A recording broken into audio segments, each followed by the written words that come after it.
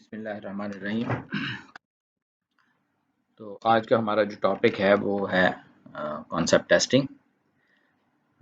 ये हमारी course book के अंदर चैप्टर नंबर 9 है। और इससे पहले हमने जो लास्ट टाइम डिस्कशन की थी वो थी कॉन्सेप्ट सिलेक्शन के ऊपर, और इसी तरह से उससे पहले हमने चैप्टर 7 में कॉन्सेप्ट जनरेशन को डिस्कस किया था। थोड़ा सा उसका बैकग्राउंड जो है उसको मैं रिवाइज कर दूं ये चैप्टर शुरू करने से पहले कि जब हमने ये कोर्स शुरू किया तो हमने ये डिस्कस किया कि हम जब कोई प्रोडक्ट डिज़ाइन करने लगते हैं, प्रोडक्ट डेवलप करना शुरू करते हैं, तो सबसे पहले हम ये डिसाइड करते हैं कि हमने कौन सी प्रोडक्ट बनानी है और उसकी एक बेसिक इन्फॉर्मेशन अपने पास उसको लिख लेते हैं, महफूज कर लेते हैं। और उसके बाद फिर हम अपनी कस्टमर जो हमारे हैं या हमारी जो मार्केट है, कंज्यूमर्स हैं, उसको हम आइडेंटिफाई करते हैं और फिर उन कस्टमर से हम उनकी नीड आइडेंटिफिकेशन करते हैं, उन कस्टमर से डेटा कलेक्ट करते हैं, उनका नीड एनालिसिस करते हैं कि उनको किस चीज़ की ज़रूरत है। और उसके बाद जब हम ये कर चुकते हैं, हमें पता चल जाता है कि हमारे कस्टमर की नीड्स क्या हैं, तो फिर उन नीड्स को बुनियाद बनाकर हम प्रोडक्ट की इंटेंडेड स्पेसिफिकेशंस जो हैं या टारगेट स्पेसिफिकेशंस डिफ़ाइन करते हैं। और टारगेट स्पेसिफिकेशंस डिफ़ाइन करने के बाद फिर हम उन टारगेट्स को अचीव करने के लिए डिफरेंट कॉन्सेप्ट्स जनरेट करते हैं।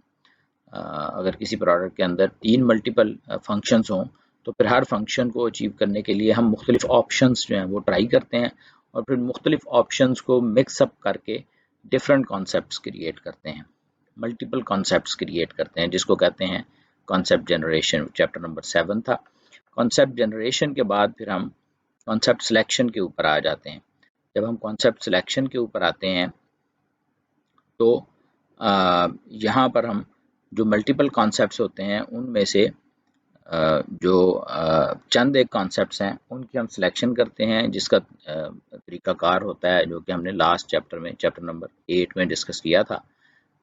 उसमें स्क्रीनिंग और स्कोरिंग के मेथड्स हैं, उनको इस्तेमाल करते हुए हम कोई 1 या 2 या 3 कॉन्सेप्ट्स जो हैं उनको हम सिलेक्ट कर लेते हैं डिपेंडिंग अपॉन द प्रोडक्ट। अगर आपकी प्रोडक्ट बहुत ज़्यादा कम्प्लेक्स है तो फिर आप नॉर्मली एक ही कॉन्सेप्ट को सिलेक्ट करते हैं, और अगर आपकी प्रोडक्ट सिंपल है तो आप एक से ज़्यादा कॉन्सेप्ट्स को भी सिलेक्ट कर सकते हैं।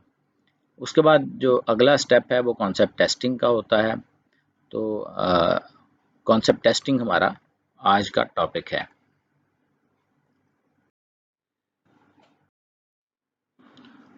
तो ये वही डायग्राम है जो हम हर चैप्टर के शुरू में देखते हैं। इसमें वही स्टेप्स हैं।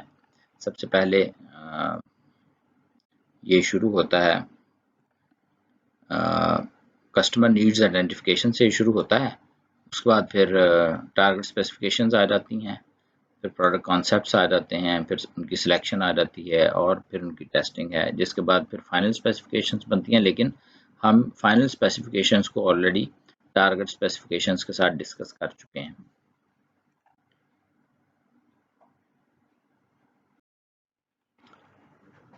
अब कॉन्सेप्ट टेस्टिंग जो है इसका मकसद क्या होता है, इसके ऑब्जेक्टिव्स क्या होते हैं, वो हम सबसे पहले डिस्कस करते हैं। अब फर्ज करें हमने 2-3 कॉन्सेप्ट्स सिलेक्ट किए हुए हैं, तो उनमें से कौन सा कॉन्सेप्ट जो है उसको हम फाइनली आगे लेकर जाएंगे, ये मालूम करने के लिए हम कॉन्सेप्ट टेस्टिंग करते हैं। अब इसमें मल्टीपल चीज़ें शामिल हो जाती हैं।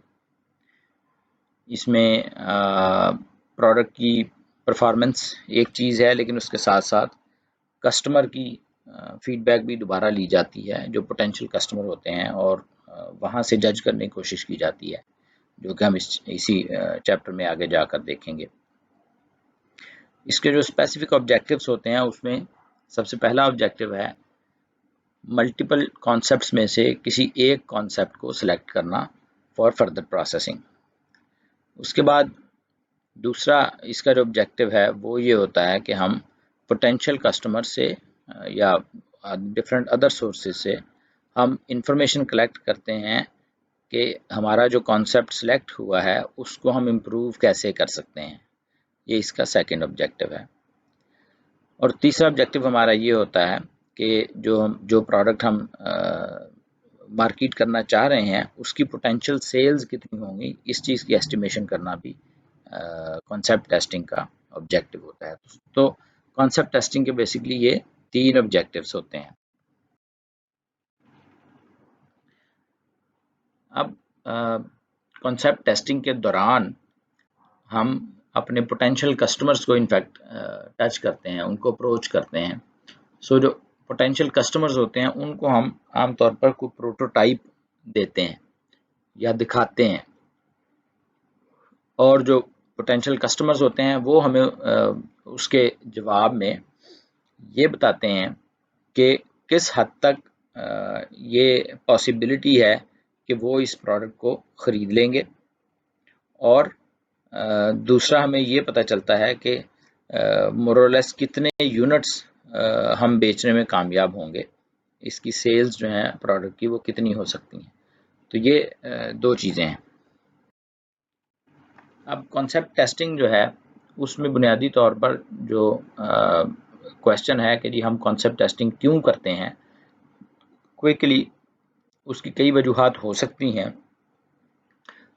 नंबर 1 उसमें ये हो सकता है कि आप ये डिसाइड करना चाहते हैं, आपने कुछ कॉन्सेप्ट सेलेक्ट किए हुए हैं और आप डिसाइड करना चाहते हैं कि कोई एक सर्टन कॉन्सेप्ट जो है इस पे हमें मज़ीद वर्किंग करनी चाहिए या नहीं करनी चाहिए, नंबर 1। नंबर 2, किस मार्केट को एक्सेस करना चाहिए। मिसाल के तौर पर हमें किसी सर्टन सिटी को टारगेट करना चाहिए, किसी सर्टन शहर के अंदर किसी सर्टन एरिया को टारगेट करना चाहिए, किसी सर्टन पॉपुलेशन को टारगेट करना चाहिए, किसी सर्टन कंट्री को टारगेट करना चाहिए। So depending upon your product आपको ये डिसाइड करना होता है कि आपने किस मार्केट में आपने जाना है। देन अब आपके पास ऑल्टरनेटिव कॉन्सेप्ट्स हों तो उनमें से आपको डिसाइड करना होता है किसी एक कॉन्सेप्ट को फाइनल प्रोडक्ट बनाने के लिए। सो उनके दरमियान फैसला करने के लिए कि कौन सा कॉन्सेप्ट बेहतर है, उसके लिए भी आप कॉन्सेप्ट टेस्टिंग को इस्तेमाल करते हैं।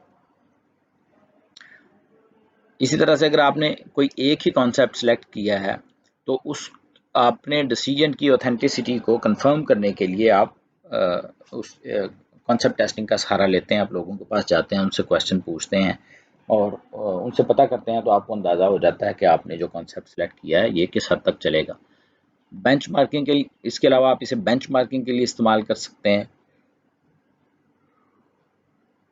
मार्केट में और भी प्रोडक्ट्स होंगी, या एक पॉसिबिलिटी ये भी हो सकती है कि आपके पास बिल्कुल एक नई प्रोडक्ट हो, तो उस सूरत में आप कस्टमर की फ़ीडबैक लेकर आप उसे कस्टमर की फ़ीडबैक को बेंचमार्क बना सकते हैं। देन अगर आपके पास एक प्रोडक्ट है, एक कॉन्सेप्ट है और उसमें आप समझते हैं कि अभी ये परफेक्ट नहीं है, तो उसमें इम्प्रूवमेंट करने के लिए भी आप कॉन्सेप्ट टेस्टिंग का सहारा ले सकते हैं। इसके अलावा forecasting demand is another option, is another thing जिसको मालूम करने के लिए आप कॉन्सेप्ट टेस्टिंग का सहारा लेते हैं। आप मार्केट में जाते हैं, आप सर्वे करते हैं, आप क्वेश्चंस पूछते हैं और उससे पता चलता है कि आप जो प्रोडक्ट बेचना चाह रहे हैं उसकी डिमांड कितनी है। और फाइनली आप ये जानना चाहते हैं कि आप प्रोडक्ट लॉन्च करने के लिए रेडी हैं, तैयार हैं, या आप प्रोडक्ट लॉन्च करने के लिए तैयार नहीं हैं। तो ये कुछ चीज़ें हैं जिनके लिए कॉन्सेप्ट टेस्टिंग का सहारा लिया जाता है। अब कॉन्सेप्ट टेस्टिंग का जो प्रोसेस है वो 6 स्टेप्स का प्रोसेस है और इन तमाम स्टेप्स को हम 1 बाय 1 डिस्कस करेंगे। इसमें सबसे पहले तो हमें कॉन्सेप्ट टेस्टिंग का पर्पस जो है उसको डिफाइन करना पड़ता है। जैसे अपनी पिछली स्लाइड पे मैंने दिखाया कि कॉन्सेप्ट टेस्टिंग की जो कॉजेज़ हैं, जो रीज़न्स हैं, वो मल्टीपल हो सकती हैं। सो सबसे पहले तो आप डिफाइन करेंगे कि आप कॉन्सेप्ट टेस्टिंग क्यों कर रहे हैं। देन फिर आप चूज़ करेंगे कि आपकी पॉपुलेशन, टारगेट पॉपुलेशन कौन सी होगी और सैंपल साइज़ क्या होगा। फिर उसके बाद आप सर्वे फॉर्मेट या क्वेश्चनेयर या जिस तरीके से भी आप सर्वे करना चाहते हैं वो आप चूज करेंगे कि आपने किस तरीके से सर्वे करना है। चौथे नंबर पर आप कम्युनिकेट करेंगे अपनी टारगेट पॉपुलेशन को, अपना कॉन्सेप्ट कम्युनिकेट करेंगे। फिर पांचवें नंबर पर आप कस्टमर रिस्पांस जो है उसको मेजर करेंगे और छठे नंबर पर उसे इंटरप्रेट करेंगे, यानी जो डाटा आपके पास आया होगा, जो रिजल्ट्स आपके पास आए होंगे, उस डाटा का एनालिसिस करके आप उसकी इंटरप्रिटेशन करेंगे। तो पहला स्टेप था कि हमने डिफाइन करना है कि हम कॉन्सेप्ट टेस्टिंग क्यों कर रहे हैं। सो इसमें मल्टीपल क्वेश्चंस हो सकते हैं, जैसे अगर हमारे पास ऑल्टरनेटिव कॉन्सेप्ट्स हैं तो हमें ये मालूम करना है कि which of the alternative concepts should be pursued. तीन हमने फर्ज करें कॉन्सेप्ट सेलेक्ट किए पिछली स्टेज के ऊपर, अब हम तीन में से किसी एक को आगे ले जाना चाहते हैं और हमें ये समझ नहीं आ रही हमारे लिए तो तीनों ही अच्छे हैं, हमें नहीं समझ आ रही कि किसको आगे लेके जाएं। तीनों को आगे इसलिए नहीं ले जा सकते कि जो प्रोडक्ट डेवलपमेंट है या जो प्रोटोटाइपिंग है उसकी कॉस्ट बहुत ज़्यादा है। सो हमें कोई एक ले जाना है तो फिर हम अपनी टारगेट पॉपुलेशन के पास चले जाएंगे, उनसे पूछेंगे कि हमें किस कॉन्सेप्ट को आगे ले जाना चाहिए। सेकेंडली ये हो सकता है कि आप हमारा जो कॉन्सेप्ट हमने सेलेक्ट किया हुआ है उसको बेहतर करने के लिए in terms of customer satisfaction या उसके लिए in terms of customer satisfaction उसको इम्प्रूव करने के लिए भी हम सर्वे करते हैं, सॉरी ये जो कॉन्सेप्ट टेस्टिंग है ये हम करते हैं। देन नंबर 3 हम ये जानना चाहते हैं कि अप्रॉक्सीमेटली कितने यूनिट्स हम बेच पाएंगे। इससे हमें क्या पता चलेगा, इससे हमें ये पता चलेगा कि हमारा ब्रेक इवन कब आएगा अगर हम एक सर्टन प्राइस रखते हैं उसकी, और इससे हमें ये डिसाइड करने में मदद मिलेगी कि हमें कितनी प्राइस के ऊपर इस प्रोडक्ट को मार्केट करना चाहिए। और एक क्वेश्चन ये भी हो सकता है कि आया जिस प्रोडक्ट के ऊपर हम काम कर रहे हैं वो हमें कंटिन्यू भी रखनी चाहिए या नहीं रखनी चाहिए। सो ये चंद एक पर्पसेस हैं जो मैंने लिखे हैं कॉन्सेप्ट टेस्टिंग के। सेकंड जो स्टेप है वो हमें ये चूज करना है कि हमारी पॉपुलेशन, टारगेट पॉपुलेशन कौन सी होगी और सैंपल साइज क्या होगा। सैंपल साइज और टारगेट पॉपुलेशन के ऊपर मैं लास्ट सेमेस्टर में आपको काफ़ी डिटेल में पढ़ा चुका हूँ, सो मैं इसकी डिटेल में नहीं जाऊँगा, हम इसको क्विकली यहाँ से गो थ्रू करेंगे। तो आपको पता है कि सैंपल साइज वेरी करता है और वो चंद एक से कई हज़ार तक भी हो सकता है।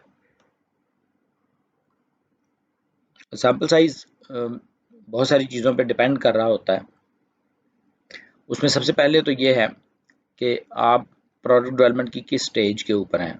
मिसाल के तौर पर एक सर्वे आपने शुरू में किया था जिसमें आपने टारगेट स्पेसिफिकेशंस मालूम करना चाहते थे, डिफाइन करना चाहते थे, तो उसके लिए आपने एक सर्वे कंडक्ट किया था। तो एक वो स्टेज है प्रोडक्ट डेवलपमेंट की, और एक ये स्टेज है जहाँ पर आप बस चंद एक कॉन्सेप्ट हैं, आप काफ़ी काम कर चुके हैं और चंद एक कॉन्सेप्ट में से आपने कोई एक कॉन्सेप्ट सिलेक्ट करना है और उसे आगे लेके जाना है, प्रोटोटाइप बनाना है। So stage of the product development is important. जो पहली स्टेज है उसके ऊपर अगर कोई गलती हो भी जाती है तो उससे आगे बहुत सारे आगे स्टेप्स मौजूद हैं जहां हम कहीं ना कहीं उसे पकड़ सकते हैं। लेकिन ये जो स्टेज है ये काफ़ी फाइनल प्रोडक्ट के काफ़ी करीब है, तो यहाँ पर गलती के चांसेस बहुत कम है। सो यहाँ पर हम इसको लाइटली नहीं ले सकते, यहाँ पर हमें बहुत ध्यान से काम करना है। सो पहली चीज़ तो ये है। नंबर 2, सर्वे कंडक्ट करने की कॉस्ट मैटर करती है। अगर सर्वे कंडक्ट करने की कॉस्ट बहुत ज़्यादा है, जो सैंपल साइज आपका निकल रहा है, तो फिर शायद आपके लिए मुमकिन ही ना हो कि आप इतना बड़ा सर्वे कंडक्ट कर सकें। सो कॉस्ट ऑफ दी सर्वे जो है वो एक और फैक्टर है आपके सैंपल साइज जिसके ऊपर डिपेंड करेगा। Then nature and intent of the survey, आप किस तरह का सर्वे करना चाहते हैं, आप किस तरह की इंफॉर्मेशन कलेक्ट करना चाहते हैं, ये भी मैटर करता है। बाज़ इंफॉर्मेशन ऐसी होंगी जो शायद आपको फेस टू फेस में ही मिल पाएंगी, और कुछ इंफॉर्मेशन ऐसी होगी जो अगर आप क्वेश्चनर सेंड कर देंगे तो वो भी सफिशेंट होगा। नंबर 4, आपका प्रोजेक्ट का बजट क्या है। अगर आपके प्रोजेक्ट का बजट, जो आपका प्रोडक्ट डेवलपमेंट का प्रोजेक्ट है उसका बजट काफ़ी ज़्यादा है, तो फिर आपको परेशान होने की ज़रूरत नहीं है, फिर आप किसी भी तरह का सर्वे कंडक्ट कर सकते हैं। अगर आपके पास बजट बिल्कुल भी नहीं है तो फिर आपके लिए सर्वे कंडक्ट करना जो है वो खासा मुश्किल हो सकता है, तो फिर आप छोटे सैंपल साइज़ के ऊपर चले जाएंगे। इसके अलावा इसमें जो एक चीज़ इंपॉर्टेंट है वो ये है कि प्रोडक्ट डेवलपमेंट की डिफरेंट स्टेजेस के ऊपर आप मल्टीपल सर्वेज कंडक्ट कर सकते हैं। अगर आपके पास रिसोर्सेज हों तो आप इसको मुख्तलिफ स्टेजेस के ऊपर मुख्तलिफ ऑब्जेक्टिव्स के लिए मुख्तलिफ सर्वे कंडक्ट कर सकते हैं। तीसरा स्टेप है सर्वे का फॉर्मेट चूज़ करना। ये भी ऑलरेडी हम लास्ट सेमेस्टर के अंदर काफ़ी डिटेल में पढ़ चुके हैं। तो डिफरेंट फॉर्मेट्स हो सकते हैं सर्वे के, जैसे फेस टू फेस इंटरेक्शन एक सर्वे का फॉर्मेट हो सकता है, जिसमें आप पोटेंशियल कस्टमर्स के पास जाते हैं और उनके साथ फेस टू फेस डिस्कशन करते हैं। देन टेलीफोनिक हो सकता है, जिसमें आप आमने सामने जाने की ज़रूरत नहीं है, आप टेलीफोन पे ले सकते हैं और इंफॉर्मेशन टेलीफोन उस वक्त आप क्वेश्चंस पूछ के अपनी इंफॉर्मेशन कलेक्ट कर सकते हैं। देन पोस्टल है, आजकल तो काफ़ी हद तक एलिमिनेट हो गया है, क्योंकि इलेक्ट्रॉनिक मीडियाज़ जो हैं उन्होंने उसकी जगह ले ली है। लेकिन पहले ये हुआ करता था कि जी आप पोस्ट करते थे लोगों को सर्वे, और वो क्वेश्चनर जो होता था वो पोस्ट कर देते थे और वो लोग उसे फिल करके आपको वापस भिजवा दिया करते थे। सो ये एक मीडियम हुआ करता था, लेकिन जो आजकल बहुत हद तक इसका इस्तेमाल कम हो चुका है। देन इलेक्ट्रॉनिक मेल्स हैं, जैसे कि ईमेल्स हैं। सो ईमेल्स के थ्रू भी सर्वेज होते हैं। फॉर एग्ज़ाम्पल आपने एक सर्वे क्वेश्चनर तैयार किया और फिर आपने पोटेंशियल कस्टमर्स जो हैं उनको ईमेल कर दिया, उन्होंने उस सर्वे को फिल करके आपको वापस ईमेल कर दिया। और आखिर में इंटरनेट है। इंटरनेट से मुराद ये है कि आजकल बहुत सारे मीडियम्स हैं, मिसाल के तौर पर गूगल फॉर्म्स का एक ऑप्शन है, आप उसके ऊपर ऑनलाइन सर्वे क्रिएट कर सकते हैं और इस तरह की बहुत सारी ऑप्शंस अवेलेबल है। आप उसके ऊपर क्वेश्चनर क्रिएट कर सकते हैं और फिर आप उसका लिंक जो पोटेंशियल कस्टमर्स हैं उनके साथ शेयर कर देते हैं और वो लोग ऑनलाइन ही सर्वे फिल करके अपने मोबाइल पे भी इवन अपने मोबाइल के थ्रू भी इवन कर सकते हैं और उसे फिर वो पोस्ट कर देते हैं और वो इंफॉर्मेशन कहीं एक जगह पे सेव होती रहती है ऑनलाइन, और अल्टीमेटली जो रिजल्ट्स हैं वो आप वहाँ से उठा लेते हैं। तो ये डिफरेंट किस्म के फॉर्मेट्स हैं सर्वे के। तो इनमें से कोई भी फॉर्मेट आप चूज़ करते हैं तो उसके अपने फ़ायदे या नुकसान हैं और उसके अपने बायसेस भी हैं। सो हम अपनी प्रोडक्ट को मद्देनज़र रखते हुए, प्रोडक्ट डेवलपमेंट स्टेज को मद्देनज़र रखते हुए, अपने बजट को मद्देनज़र रखते हुए ये डिसाइड कर सकते हैं कि हमें कौन सा सर्वे फॉर्मेट बेस्ट सूटेड है। नेक्स्ट जो स्टेप है वो कॉन्सेप्ट को पोटेंशियल कस्टमर्स तक उसको कम्युनिकेट करना है। अब जो कम्युनिकेट करना है इसके मल्टीपल मेथड्स हो सकते हैं, जो कि जिनके नाम इस स्लाइड के ऊपर मेंशन है। अब अगर आप चाहते हैं कि आपका जो सर्वे है उसमें आप अपने टारगेट पॉपुलेशन से अच्छी इंफॉर्मेशन कलेक्ट करें, तो सबसे पहली जो चीज़ ज़रूरी है वो ये है कि आप अपने टारगेट कस्टमर्स को अपना कॉन्सेप्ट अच्छी तरह समझा पाएँ। अगर वो आपका कॉन्सेप्ट अच्छी तरह समझ जाएंगे तो उसके ऊपर बहुत अच्छा रिस्पॉन्स दे देंगे। अगर वो आपका कॉन्सेप्ट अच्छी तरह ना समझ पाए तो फिर शायद वो आपको बहुत अच्छी फीडबैक नहीं दे पाएंगे और आप जो भी डाटा कलेक्ट करेंगे उसके नतीजे में जो रिजल्ट्स होंगे वो फॉल्स रिजल्ट्स होंगे और उसमें ज़्यादा रिस्क है कि आपका प्रोडक्ट फेल हो सकता है। सो ये मुख्तलिफ तरीक़ों से आप कम्युनिकेट कर सकते हैं और it depends upon the product type के आपने कौन सा मेथड आपके लिए बेस्ट मेथड है। फॉर एग्ज़ाम्पल यहाँ पर जो लिस्ट है उसमें वर्बल डिस्क्रिप्शन है, स्केच है, फ़ोटोज़ एंड रेंडरिंग्स है, स्टोरी बोर्ड है, वीडियो है, सिमुलेशन है, इंटरेक्टिव मल्टीमीडिया है, फिजिकल अपीयरेंस मॉडल है, वर्किंग प्रोटोटाइप्स हैं। ये तमाम इसमें पॉसिबिलिटीज़ हैं। इनको नेक्स्ट स्लाइड्स में वन बाय वन मैं थोड़ा थोड़ा एक्सप्लेन करने की कोशिश करता हूँ ताकि आप समझ सकें कि कौन सी जो लिस्ट के अंदर जो एंट्री है उसका क्या मतलब है।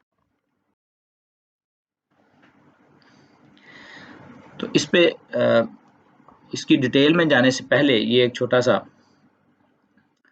टेबल है, इस पे अगर आप गौर करें, हमने इससे पहले दो चीज़ें देखी। एक तो ये कि there are different survey formats and there are different communication means. Communication means जो हैं उनकी डिस्क्रिप्शन अभी आगे जाकर हम डिस्कस करेंगे, लेकिन आपकी बुक में पेज नंबर 174 पे एग्जिबिट 9.9 है। इसमें दिखाया गया है कि कौन सा सर्वे फॉर्मेट कौन से कम्युनिकेशन मीन्स में के साथ सूटेबल है। मिसाल के तौर पर जो फेस टू फेस है उसमें तमाम किस्म के कम्युनिकेशन मीन्स पॉसिबल हैं, लेकिन अगर आप इंटरनेट पे चले जाते हैं तो फिर आप प्रोटोटाइप या फिजिकल अपीयरेंस मॉडल नहीं दिखा सकते। इसी तरह से अगर आप पोस्टल पे चले जाते हैं तो वहाँ पर आप सिमुलेशन या वीडियो नहीं दिखा सकते, या इवन ईमेल के ऊपर चले जाते हैं तो वहाँ पर भी आप शायद नहीं दिखा सकते। और अगर आप टेलीफोन पे होते हैं तो फिर आप सिर्फ वर्बल डिस्क्रिप्शन दे सकते हैं, उसके अलावा शायद आपके लिए कोई और चीज़ मुमकिन ना हो। सो हर एक तरह का जो सर्वे फॉर्मेट है वो लिंक करता है डिफरेंट कम्युनिकेशन मीन्स के साथ। तो आपको इसके मुताबिक ये डिसाइड करना है, जिस तरह की इंफॉर्मेशन आप कलेक्ट करना चाहते हैं उस तरह का सर्वे फॉर्मेट आपको चूज करना पड़ेगा। पांचवा स्टेप जो है वो जब आप अपने कस्टमर को इंफॉर्मेशन कम्युनिकेट कर देते हैं अपने कॉन्सेप्ट के मुताल्लिक, तो फिर अब हमने कस्टमर का रिस्पांस लेना होता है और उसके रिस्पांस को मेजर करना होता है। तो उसमें नंबर 1 सबसे पहले तो हम उसमें ये जानने की कोशिश करते हैं कि हमारे अगर अल्टरनेटिव कॉन्सेप्ट्स हैं तो उसमें कस्टमर की प्रेफरेंस क्या है।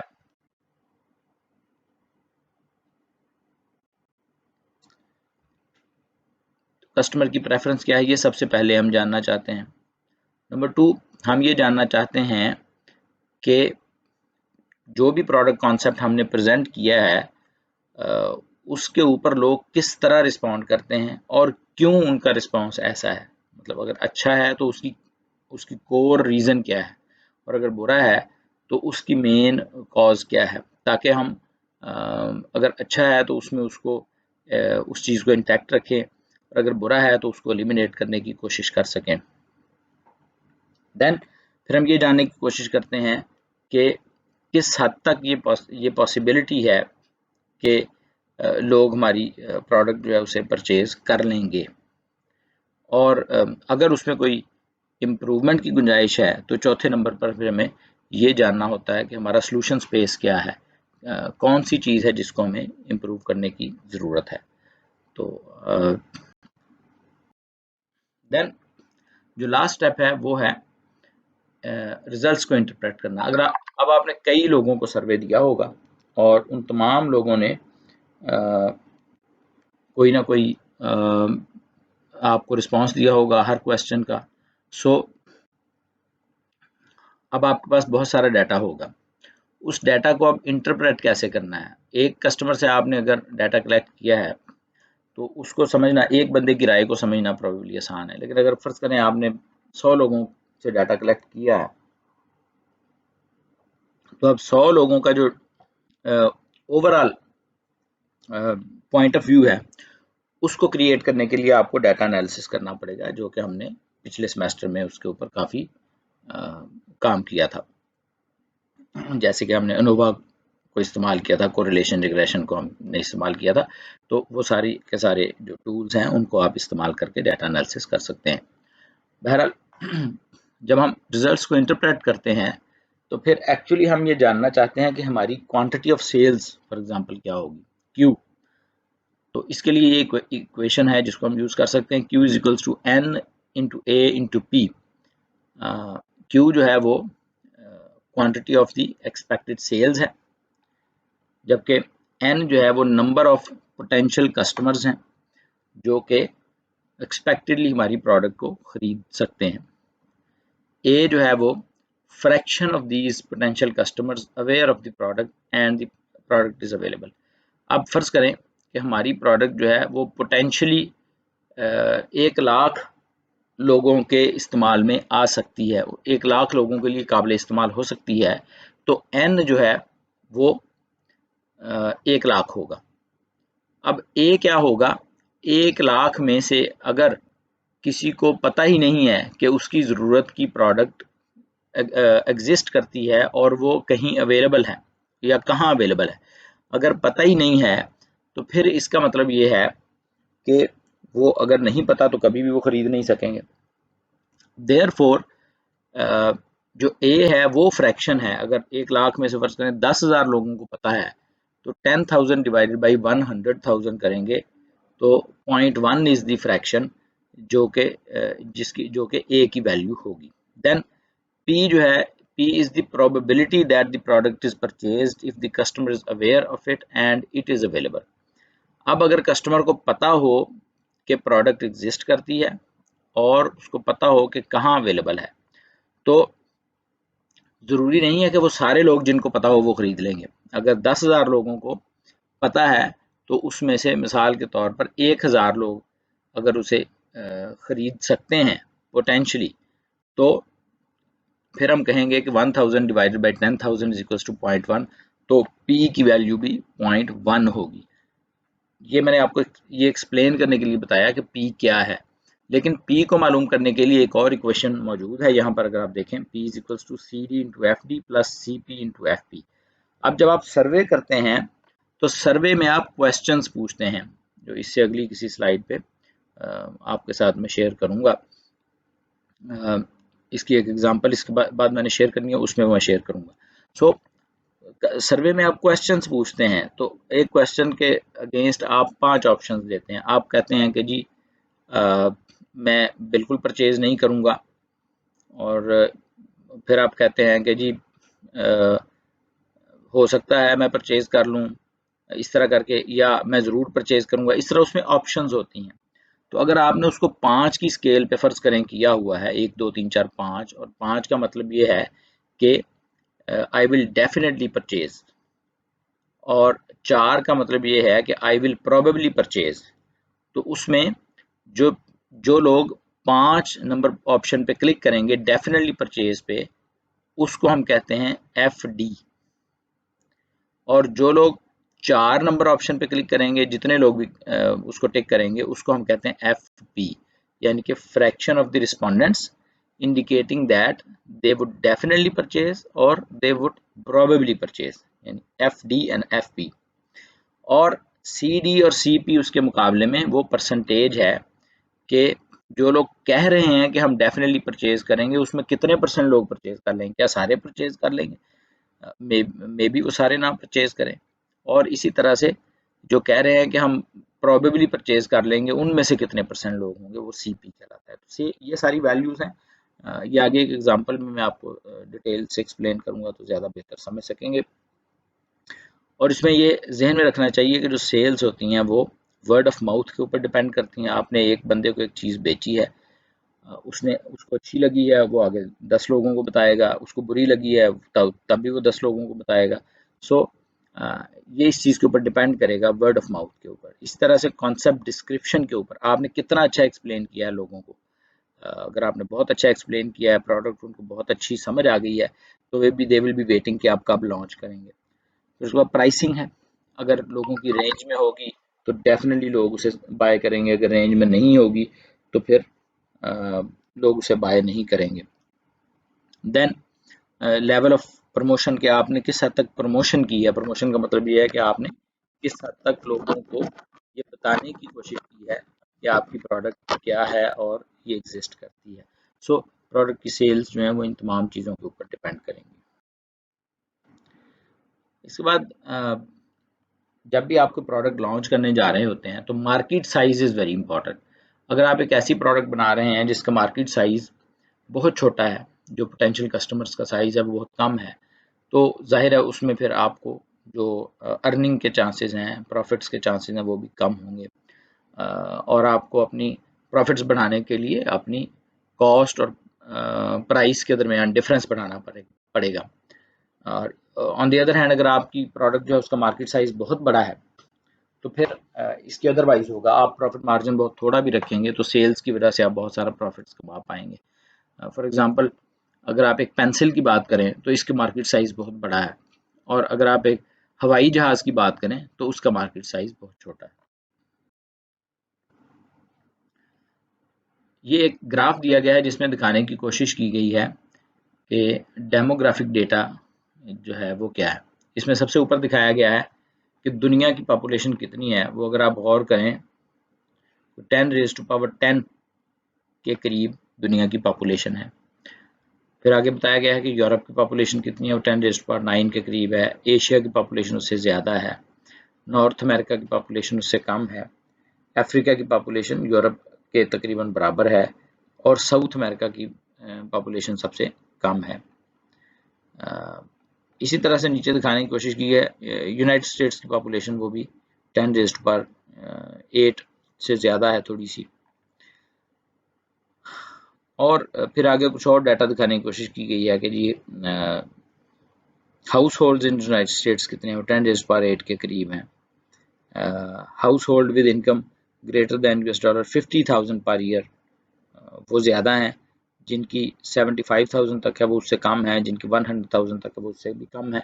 सो ये डेमोग्राफिक डाटा है। तो जब भी आप कोई प्रोडक्ट लॉन्च करने जा रहे होते हैं तो आपको अपनी टारगेट मार्केट का डेमोग्राफिक डाटा जो है उसके ऊपर एनालिसिस करना पड़ता है कि कौन सी पॉपुलेशन है जिसको आप टारगेट कर रहे हैं, उसकी टोटल वैल्यू कितनी है।